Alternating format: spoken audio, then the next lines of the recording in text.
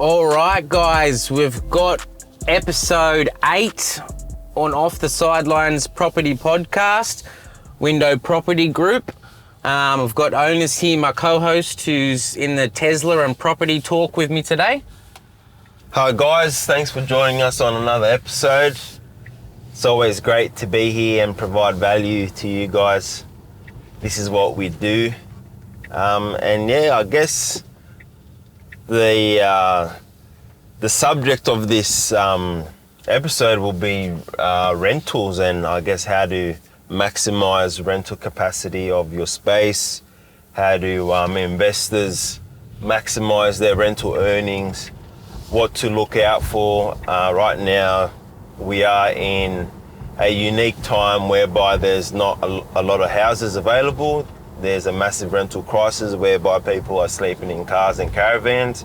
So there's a lot of pent-up demand for rental properties and people are bidding against each other to find a suitable rental property. So Dan, what's your thoughts, and as a property manager, what are you seeing on the ground right now regarding rentals? Well, look, I think we're in a rental crisis, and we have been for quite a while now, which is quite concerning. But the other problem with the crisis is it's we need to make sure that we have houses available, but how can we make more houses when the cost of building has gone up 20, 30, 40% in some cases? So that's the real difficulty we're in at the moment. It's being able to build additional dwellings.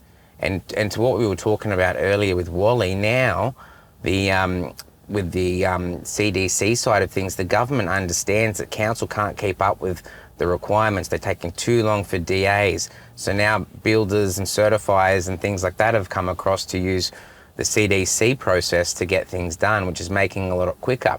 But the best thing about it is it's such a good time now for investors, because there's actually ways to maximize it, where everyone's like, oh, interest rates are too expensive, don't do this, don't do that, don't do this, don't do that. But what you've got to do when the market's crazy is think about how to maximize it in a tough time. And the best way to maximize it in a time like this is to look at, obviously, a smaller home or a granny flat, something that's going to cost you less but get maximum return. So like we were talking about earlier, you pay 150 grand for the granny flat, you spend a couple of dollars to do your grass, your gardening, your fences, you spend 170, 180, and that thing's getting you what, $350 to $450 a week rent. The yield on that's around 20%. There's no investment that you could do sustainably in Australia to get a 20% return on bricks and mortar, unless you're running a drug lab out of a house. Yeah, right. Yeah, and that's really interesting, Daniel, because if you've got a block of land and given the current situation and circumstance, it does make sense to be creative and to add a granny flat to your property and actually help your fellow neighbour out and provide them with some accommodation too. So it is incredible right now, and there's a lot of opportunity in this space, and we know that people are getting creative with Airbnb and even building a granny flat for themselves if they've bought in a nice lifestyle location whereby it's above 450 square meters in land size, and they build a 60 square meter granny flat, 2 bedroom, 1 bathroom, no need for parking. It does really make sense because if you're looking at a short-term rental situation, you can Airbnb it for a period of time and then go live in that property whenever you want some downtime. So it does have a lot of benefits using that strategy. I think also there's a lot of opportunities to invest in estate, but which a lot of people don't really want to do. But at the end of the day, if you explain it to people how they go, oh, I want to buy an investment property in my area so I can go and check it out whenever I want. you legally own that house, but you legally can't check it out whenever you want. Like, they have a rental agreement, they have an occupying in place an agreement where they have more rights to that house than you. So you actually can't even go and look at it when you want, but you think you can. So there's that trust, there's that sense of peace and mind and things like that. But I could actually tell you more things about your property from the data online than you could walk in and tell your property on its own. So the way that technology is became is we don't need to physically go to a house to find out anything, what needs to be done in terms of how it was built, what's the structure, things like that. All the information is online. And now tenants are even taking their own pictures and things to make it easier because we've changed in the world of COVID. Like, you don't need to buy a property in your area. You don't. And with the statistics, like, why would you want to buy a property? An example, let's say, I don't know, where I live now, you can go and buy a house in Spring Farm, and essentially it's what, $900K, and you're going to get maybe $500 a week rent. So your yield's around 3%. But really low.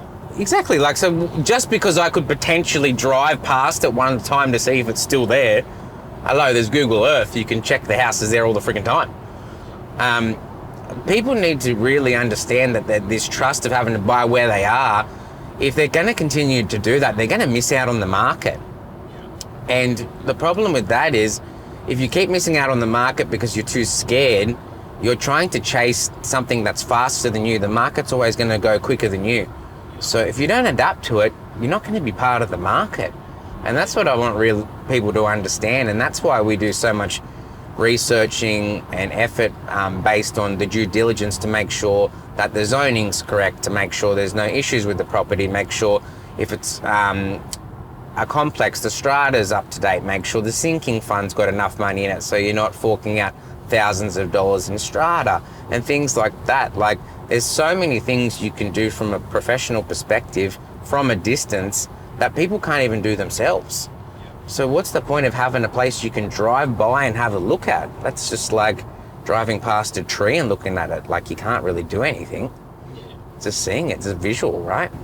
100%. And I guess also with investors right now, they should be reviewing their rent because in a lot of markets, rent has moved and it's moved in the investor's favor. And given the current climate with interest rates, if you're not working with a property manager that's savvy, then you could be missing out on a lot of rental income that's going to help you pay off your mortgage. And if you're cash flow positive, then well done, benefits to you. But if you're not, and if the current interest rate climate is affecting your financial situation, then you should be reviewing your rent and trying to increase that.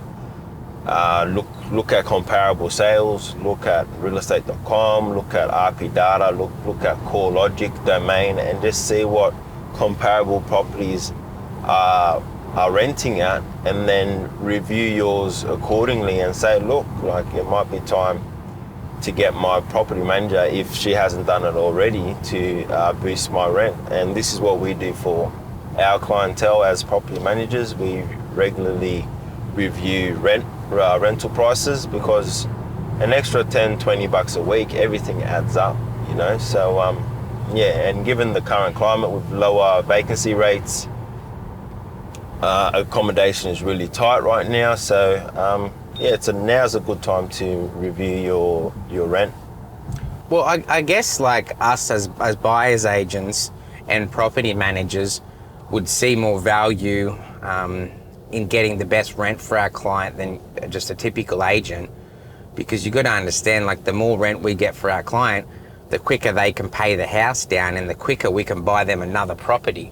So it's also in our best interest to make sure the client gets the highest rent. Like, when you're not having to worry about those sides of things in terms of the investment side of thing, it might just be easier to let the property sit there and not worry about those things. But for us, it's part of our job and even our bare minimum and just our due diligence, just to make sure that our clients are getting the highest amount of rent possible, so that they can keep growing their portfolio. Because at the end of the day, like we've been seeing a lot of clients that we've signed up to and managed their rentals who haven't had increases in 5, 6, 7 years. Insane. That's unbelievable. Even inflation, you should have at least increased it 20, 30% over the last 5 or 6 years, especially when rent's gone up 50, 60% in some areas, even more. So if you're paying someone to manage your property and not get you the highest rent, you're just throwing your money down the drain, really, aren't you? Yeah. And then people will come in with these, really low management fees and things like that, which is great, but they're essentially doing nothing. Like, I would prefer to pay a little bit more in management and get someone that assists me with my depreciation reports. They're helping me manage the property. They're getting me the highest rent. They're doing rent reviews. They're doing lease agreements and making sure that they're re-signed and followed up, and then they've got quality tenants all the time. Like, you get what you pay for. 100%. And like, you can look at it this way too. Like, would you want a cheaper property manager that's charging you 4% at $400 a week, and whenever you request a rent review, there's a process, it takes time, the response times are really slow? Or would you pay 6 to 7% but get $450 a week or more in rent? Because that's where the market's at. They've reviewed the market, they've listed similar properties, and they have a massive backlog of applicants that are looking for similar rental properties as such in that area. So you do the maths, and even though you're paying a higher management fee, you're getting more back in your pocket as well. So it's a no-brainer sometimes with looking at using a property manager that's going to take care of your best interests. And I've realised that for some people, like, actually, like, owning a home is that far-fetched these days that it's not even their dream. Their dream is to rent a really nice property because they've lived in, housing commission or grown up in bad areas and things like that. And their dream is just to be able to have a good rent record, to be able to rent a nice house for their family. And they're the sort of people that you want as a client, because if they're renting one of your clients' properties, they're going to look after it like it's one of their own, because they don't think they can ever achieve that dream. Yeah, that's right. So I feel like rentals are starting to become a lot more popular these days and things like that. And also, to add to, with rent vesting, I think it's increased as well, because now people that are actually, 10, 15 years ago, your stigma was renters are like, ugh, disgusting sort of thing. Now renters can be people that actually have their own property already. Like, I know people that have 10, 20, 30 properties and they still rent, because rent vesting where they live makes sense from a growth perspective. So you can attract a lot better quality of tenants these days in certain areas. Yeah, 100%. Rent vesting is a lovely option for those that want flexibility, that know that, look, they can't live in an area for the next 5-10 years, so they want that flexibility, options, and just rent in a nice lifestyle area where they can afford, and then have their investments do work for them in the background. And then if they want to move to a nicer suburb, they have that option to do that, because like the process involved with relocating, the cost involved, it can get hectic. And imagine if you've purchased a house and some people might say that, and that's fair enough, there's an argument that, oh look, I'll just move out and rent out my principal place of residence, but it's not all that black and white. And I know, Daniel, you've got a bit of experience with that. Like, you've bought in an area that you like and you've lived in it, but the rental return and the numbers on that, and buying in an area where it makes sense and data driven, like, there's a massive disparity there. Because if you've done research correctly, you're getting better yields with the investment option. But if you've bought $1 million property and you're only getting $500 a week, for example, then your yield's not really attractive. So No, not at all. And that's why, like, we even have a granny flat on our house and have somebody rent it out, get an extra few $100s a week just to help pay our mortgage down faster as well. yeah, so it's all numbers, I feel, and if the numbers don't make sense, then it doesn't make sense, right? So, And it's just about being creative and getting excited, right? Like, everyone's so negative about the media and all this interest rate rubbish and all this stuff. Like, you know, I used to have 34.95% interest rates when I worked at G Money, and that was the norm for personal loans and things like that. But if you have the stigma that it's high and it's bad and it's these sorts of things, then you're just going to be part of society in terms of being negative and down and things like that. But now we're at a stage where, like, let's not talk about the negatives, let's look at the exciting parts. Like, majority of people now that are desk-based or office-based can work anywhere in Australia they want. They don't have to go and sit in a studio in the city and then pay $500 a week rent. They could literally go out to the rural country, Gold Coast, Adelaide, anywhere, Central Coast, and just go buy a house for a quarter of the price and live where they want to live and still have the same job. Like, that's exciting. We never ever thought that would ever happen. So people are always talking about all the negatives that have happened before, but what about the positives that are happening now? Like being able to work wherever you want. Most people are only going into the office one day a week and things like that. So traffic's starting to get better out in certain areas. People are spending more time at home with their family and their pets and those sorts of things. Yeah, interest rates may have gone up a little bit, but so have the property values, so has rent. We're in a rental crisis because we don't have enough properties, and rent's so low at the moment that investors can charge whatever they want to get people in there. So let's talk about that sort of stuff, the things that we can make, because if you just sit there and talk, oh, property prices are down, interest rates are going up, I'm just going to sit in my room and cry, like, what are you achieving? Nothing. Let's look at the positives. Let's try and make money in a bad situation, or make money in a downturning market and things like that. Let's get creative. yeah, no, that's a great point. Like, is the glass half empty or is it half full, you know? Well, the media is telling you it's half empty at the moment. Yeah, and I'm telling you it's half full, so That's why I listen to you before I go to sleep instead of Channel 7. that's it, mate. So, yeah, and like right now, things are trending towards sustainability, affordability, and just, you know, energy efficiency. So, like, we had a great podcast with Wally Gabriel from Granny Flat Solutions, and he's saying that there's been an uptake in requests of people wanting solar panels on their homes.